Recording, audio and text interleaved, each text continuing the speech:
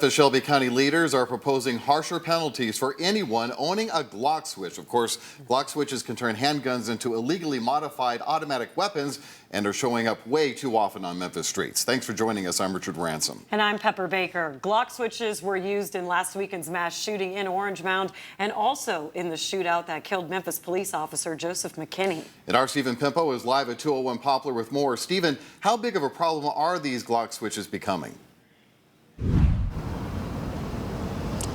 Richard Pepper, Interim Police Chief C.J. Davis says that it is becoming routine for her officers to find these Glock switches on suspects during arrests.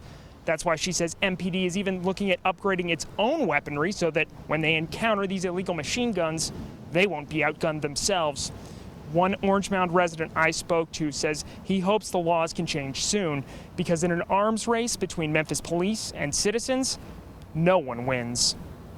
Waking up in the middle of the night, gunshots, wake up hearing gunshots when I get up in the morning. Orange Mound resident Keith Leachman says the violence has to stop. He says he was even concerned attending a funeral for one of the victims in the recent mass shooting at Orange Mound Park. It may be a high risk going to a funeral. I just try to give them comfort, let them know all will be well. The Stop the Killing, Cut the Beef community development founder says the state needs stricter gun laws.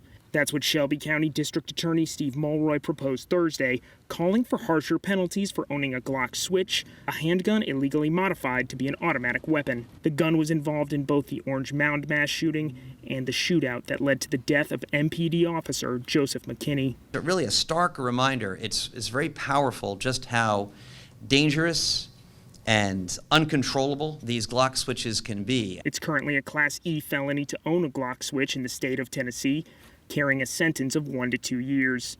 D.A. Mulroy is calling for the state legislature to make it a Class C felony, which carries a 3 to 6 year sentence and 6 to 10 years on a third felony arrest. Meanwhile, Interim Police Chief C.J. Davis says they are working to prepare officers who encounter these guns. We are looking at increasing the caliber of types of weapons that our officers have access to. Gun battle with the MPD and the community, that is a no-win situation.